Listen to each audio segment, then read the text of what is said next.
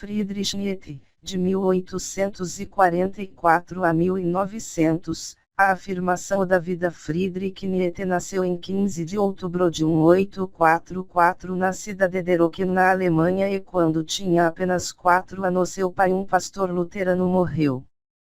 6 meses depois morreu também seu irmão, 2 anos mais velho, deixando Nietzsche com a mãe e 2 irmãs.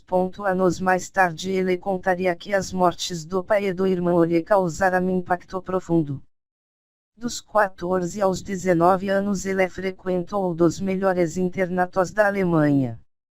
Seguiu com os estudos nas universidades de Bonn e Leipzig, inclinando-se para a filologia, disciplina acadêmica que gira em torno da interpretação de textos clássicos e bíblicos.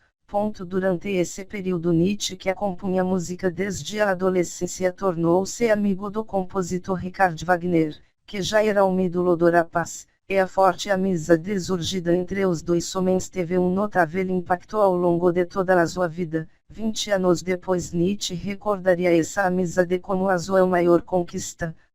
Quando estava com 24 anos e não havia ainda nem completado o doutorado, ele recebeu a oferta de uma posição no corpo docente do Departamento de Filologia da Universidade de Basel.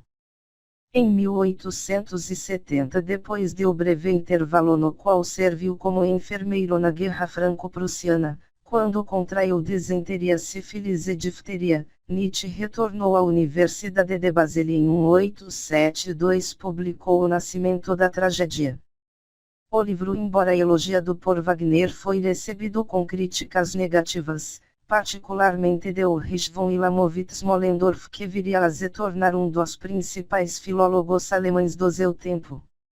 Em 1878 estava se tornando claro que Nietzsche estava mais interessado em filosofia do que em filologia, e no ano seguinte ele deixou a Universidade de Basel. O livro Humano Demasiado Humano marcou essa mudança em seu estilo filosófico, e o fim de sua amizade com Wagner, cuja adesão ao antissemitismo e ao nacionalismo alemão o desgostou Nietzsche. Aos 34 anos a saúde de Nietzsche estava tão deteriorada que ele teve de renunciar ao trabalho na universidade. Entre 1878 e 1889, enquanto sua saúde piorava severamente, ele viajou por cidades na Alemanha, na Suíça e na Itália, escrevendo 11 livros. Em 3 de janeiro de 1889 teve uma crise nervosa, possivelmente como resultado da sífilis, ao ver um homem chicotear um cavalo. Nietzsche desmaiou na rua e nunca mais recuperou a sanidade. Passou os próximos 11 anos de sua vida em estado vegetativo até a morte em 25 de agosto de 1900. Os temas filosóficos de Friedrich Nietzsche durante seu período de insanidade. Quem cuidou de Nietzsche foi sua meia-irmã Elisabeth Forster Nietzsche. Ela era casada com um proeminente nacionalista alemão antissemita e seletivamente foi publicando os textos do irmão. Embora sem saber, Nietzsche chegou ao status de celebridade na Alemanha e passou a ser visto mais tarde como um ícone nazista, pois o que fora publicado era uma seleção equivocada de seus textos usados para promover a ideologia nazista. Foi somente após o término da Segunda Guerra Mundial que o mundo conheceu as verdadeiras crenças de Friedrich Nietzsche. Nihilismo. Talvez Nietzsche seja mais famoso por sua frase "Deus está morto". Durante o final do século XX, com a ascensão do Estado alemão e os avanços da ciência, muitos filósofos alemães viam a vida diária com muito otimismo. Nietzsche, por sua vez, enxergava o oposto. Para ele, aqueles eram tempos problemáticos marcados fundamentalmente por uma crise de valores. Em seu livro Assim Falava Zaratustra, Nietzsche conta a história de um homem que aos 30 anos experimenta viver fora da sociedade. Ele gosta tanto dessa experiência que decide viver assim pelos próximos 10 anos. Quando retorna à sociedade, ele declara que Deus está morto. Em Assim Falava Zaratustra, Nietzsche argumenta que os avanços da ciência fizeram com que as pessoas desconsiderassem o conjunto de valores trazido pelo cristianismo e que não havia mais na civilização essa poderosa compreensão para determinar o que é bom ou mal. Embora fosse verdadeiramente o crítico do cristianismo, Nietzsche era um crítico ainda mais forte do ateísmo e temia que esse fosse o próximo passo lógico.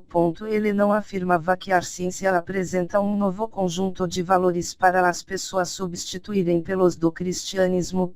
Ao contrário, afirmava que o niilismo, o abandono de toda e qualquer crença, seria o que substituiria o código moral do cristianismo. Nietzsche acreditava que as pessoas sempre teriam a necessidade de identificar uma fonte de valor e significado e concluía que se a ciência não era essa fonte, então ela surgiria assumindo outras formas como a de um nacionalismo agressivo. Ele não era favorável ao retorno às tradições do cristianismo, mas queria descobrir como fugir dessa forma de niilismo pela afirmação da vida.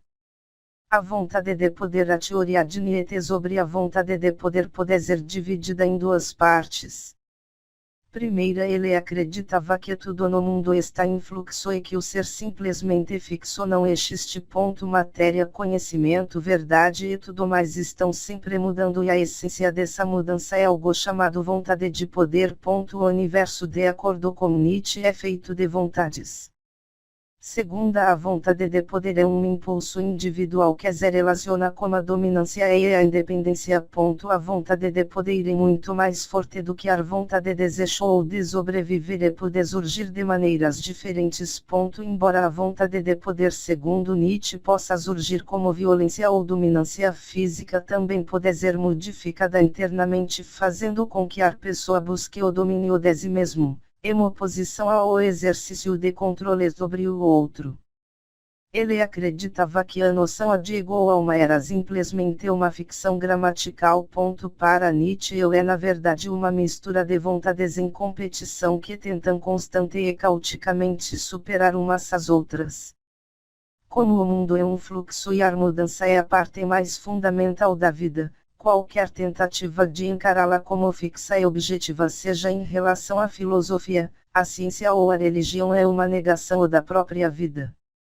Dessa forma, para viver com base em uma filosofia afirmativa da vida, a pessoa deve abraçar a mudança e compreender que essa é a única constante. O papel do homem. De acordo com Nietzsche, existem os animais, os humanos e então o super-homem. Quando os humanos aprenderam a controlar seus instintos e seus impulsos naturais para obter grandes ganhos, como as civilizações, conhecimento e espiritualidade, eles deixaram de ser animais. Nossa vontade de poder deslocou-se do lado externo, controlar os outros, para o interno, autocontrole. No entanto, esse processo de autoconhecimento e controle é difícil e a humanidade enfrenta constantemente a tentação de desistir. Segundo Nietzsche, dois exemplos da desistência humana são o niilismo e a moralidade cristã. Em sua tentativa de conquistar o autocontrole, os humanos estão a caminho de se tornar o super-homem, uma entidade que possui autocontrole, que falta nos animais, e boa consciência, que falta nos humanos.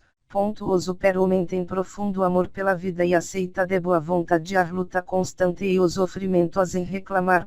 Dessa forma, segundo Nietzsche, a humanidade não é um ponto de chegada. É uma transição para a transformação em super-homem. Verdade. Nietzsche acreditava que a verdade, a ideia de que só pode haver uma maneira correta de avaliar algo, é prova de que nosso processo mental tornou-se inflexível. Segundo ele, ser flexível e reconhecer que pode haver mais de uma maneira para avaliar uma questão são sinais de uma mente saudável. Portanto, ter uma mente inflexível é dizer não à vida. Valores. Em Além do bem e do mal, Nietzsche expõe os fundamentos da psicologia da moralidade. Para ele, os humanos seriam uma espécie mais saudável se não tivessem moralidade. O filósofo igualava a moralidade à ficção e acreditava que os valores precisavam ser reavaliados porque não eram objetivos. Nietzsche era particularmente crítico da moralidade cristã, afirmando que em um nível fundamental a moralidade cristã era oposta à vida, até mesmo inimiga da vida. Por exemplo, a noção cristã de vida após a morte desvaloriza os instintos naturais dos indivíduos e faz com que esta vida não pareça ser importante e, dessa maneira, promove a falta de resistência. Ao expor a verdade sobre a moralidade, Nietzsche não pretendia substituir a moralidade cristã por outra forma, mas acreditava que após perceber a verdade por trás da moralidade, as pessoas se tornariam mais honestas e realistas em relação a seus motivos e atitudes diante da vida. O eterno retorno, talvez a noção mais intrincada de Nietzsche seja a teoria metafísica do eterno retorno. Embora complexa, a essência dessa teoria, como o restante de seu trabalho, gira em torno de uma afirmação da vida. A ideia do eterno retorno existe há séculos. Uma ilustração clássica dessa noção a da no Renascimento era o Ouroboros, o dragão ou serpente que come a própria cauda. Uma parte da teoria do eterno retorno de Nietzsche é a noção de que o tempo é cíclico, ou seja, as pessoas viverão a cada momento de toda a vida infindáveis vezes e a cada vez será sempre o mesmo. Cada momento vivido, assim, ocorre por uma eternidade e nós devemos aceitar esse fato e sentir suprema alegria por isso. A segunda parte da teoria do eterno retorno de Nietzsche é que o estado de ser não existe porque tudo está em constante mudança, ou seja, tudo está constantemente se tornando. Para ele a realidade é entrelaçada e nós não conseguimos distinguir as coisas das outras coisas, pois tudo está em permanente estado de mudança. Dessa forma, uma pessoa não pode julgar uma parte da realidade sem julgar toda a realidade. Ao aceitar que nossa vida está em um constante estado de transformação, poderemos dizer sim ou não para tudo na vida. Considerado um dos primeiros filósofos existencialistas, Friedrich Nietzsche teve uma influência realmente notável. Acima de tudo, sua ênfase na afirmação da vida e seu desafio à moralidade e ao cristianismo fizeram dele um dos mais importantes filósofos de seu tempo.